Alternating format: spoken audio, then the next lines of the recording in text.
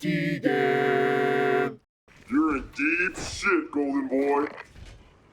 Welcome back, all my Wasteland wanderers. It's Tegan here, the channel where we break down Fallout so hard that God Todd Howard personally shows up himself and says, hey, it just works. And I need everyone to know something very important. Bethesda did not make this episode because if they did, it would have crashed halfway through and corrupted my save file. Go! Episode 4 somehow managed to be hilarious, horrifying, emotional, and unhinged, sometimes in the same scene. Episode 4 is finally saying to everybody, hey, remember when things were kind of fun earlier? Yeah, that's over. But before I get any deeper into this review, don't forget to take a moment to like and subscribe. It really helps a Brotherhood of Steel out, and it goes a long way. Now let's get into the rest of my review for episode 4, The Demon in the Snow.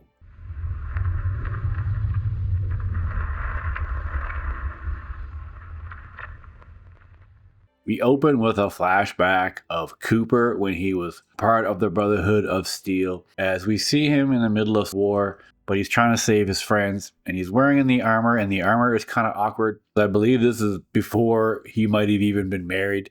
And we get our very first look at the glorious Deathclaw. Cooper is just about to be captured by the Chinese, as this is part of the Great War, or as it's simply referred to generally in the Fallout world as the War, which is a pivotal event in the setting of the entire series.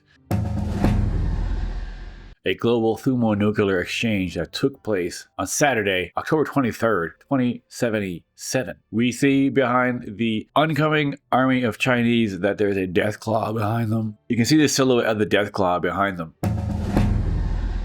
Once Cooper fell over and he was in the armor and he couldn't move, someone was going to save him because obviously we know he's not going to die. So a Deathclaw saved Cooper's life, and then for some reason it just kind of smelled him and then walked away. Maybe it just smelled the armor and thought it wasn't a human or something worth eating. Okie dokie. Lucy is continuing her descent into the Wasteland. Madness. It was only a matter of time for Lucy starts to get more loosey-goosey. See what I did there?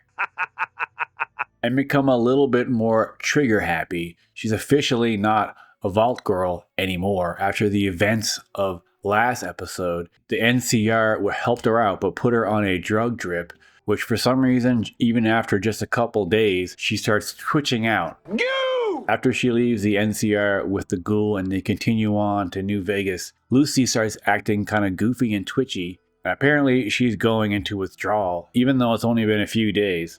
But the drug they were giving her is so potent that after they take it off her, she wants it again. So just like that, Lucy's basically a drug addict. She had the choice to just not take anymore and go through really shitty withdrawal, or the Ghoul just gave her a hit and then there she goes.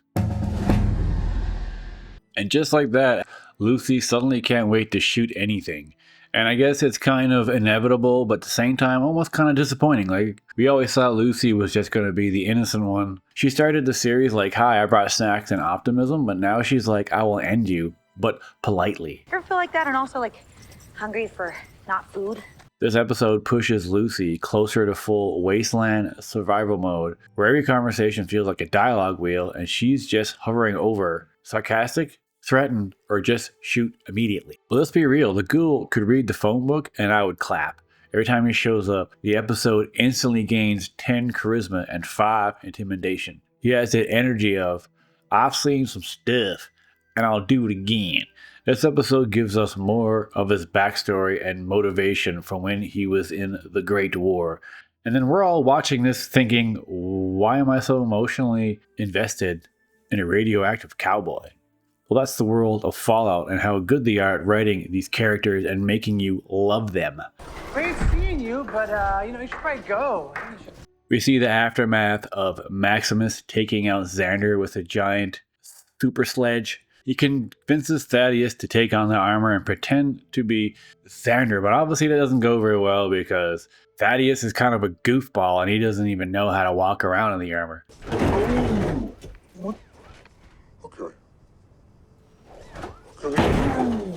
Brotherhood in this episode continues their proud tradition of looking cool, sounding important, but making morally questionable decisions. Maximus decides he has no choice but to take out Quintus. But Quintus was apparently just ready, waiting for the day when Maximus was going to turn on him.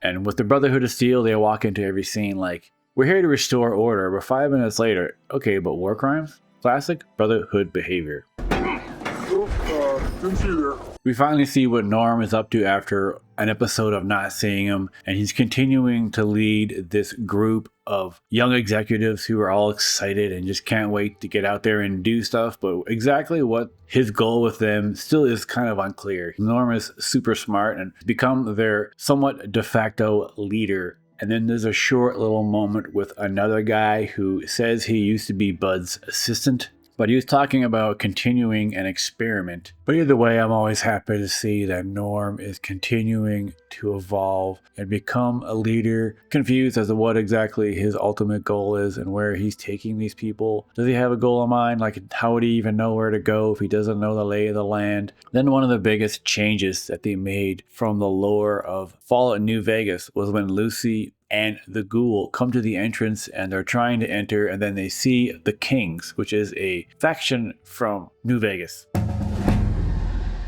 But in the games, they're all humans. Here, they decided to make them all ghouls. Lucy decides to take great relish in taking all these mofos out. She picks up a gun and just starts shooting them, and then suddenly decides that she likes it. So these drugs are making her enjoy killing. I wonder how long that's going to last. Is she going to stop finally taking them? Will the withdrawal be too much and she's just going to keep taking them and further descend into the little killer that the Ghoul called her in the first season? The Lucy is constantly saying that she's not like him, when in this episode she basically was him, taking drugs and killing everything. This is also a big moment for the Ghoul and Lucy's relationship. The Ghoul has become a father figure to her, just like she's become a daughter figure towards him. And he's actually almost looking at her with feelings of pride as she's taking on and blowing away all these ghouls.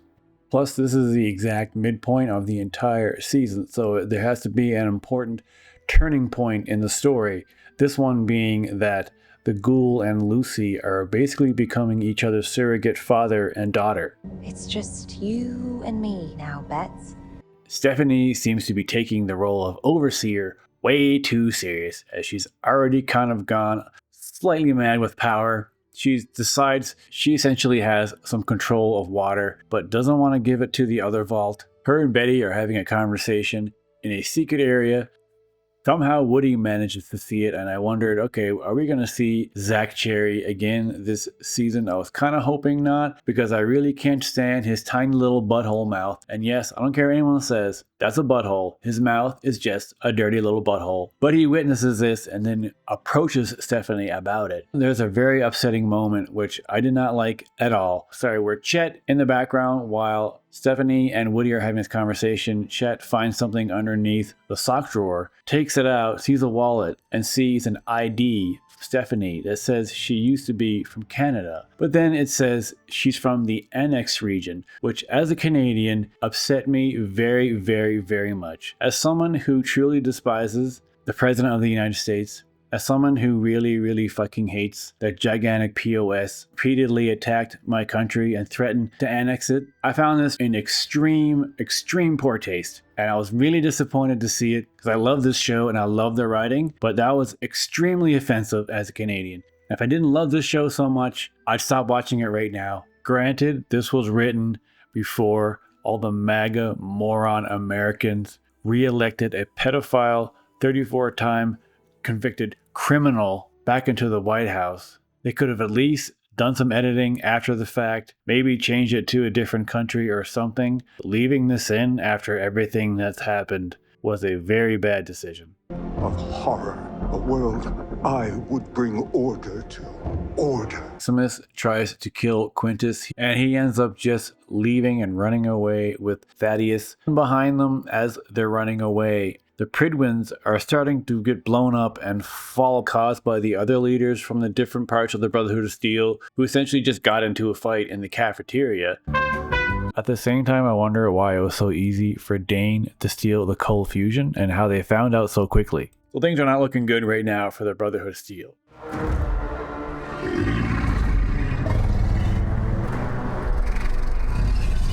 The Ghoul and Lucy finally get onto the strip, and we see all the well-known locations that are in the games. The Lucky 38, but everything is destroyed. So this is not like what happens in the games. In the games, there's people still walking around and doing stuff, but here everything has been blown up until we hear the familiar growl that you know from the games and the music cues that they keep playing. And then Lucy is all excited and can't wait to shoot something again until we see that it's a death claw. It comes out somewhat slowly. The shot of it opening the door kind of reminds me of the shot from Jurassic Park. Just as we're about to wonder what Ghoul and Lucy are going to do, the show ends, and I was actually surprised that it would cut off right there. I guess I wasn't prepared. This was actually a shorter episode, only about 45 minutes-ish. In the trailer, we actually see how they react, unless they decide to just cut that out, because sometimes they show things in the trailer that they don't actually show in the final product. But I'm pretty sure whatever they're going to do next, it's going to involve lots of running.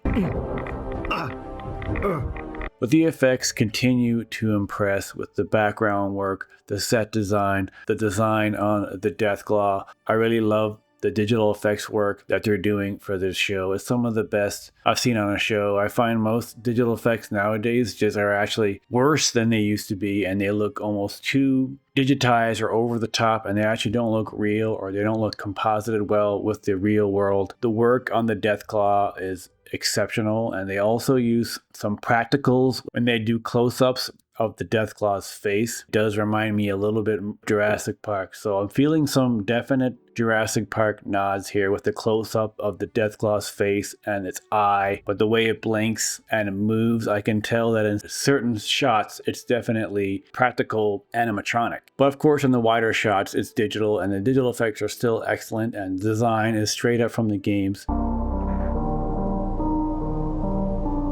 Somewhat sad because we're officially halfway through the season. Characters are changing. Lucy is turning into a bloodthirsty killer. The stakes are rising as always, and the Wasteland is getting even meaner. This episode didn't just move the plot forward. It loads up the modded pipe gun, hands it to the story, and says, "Good luck."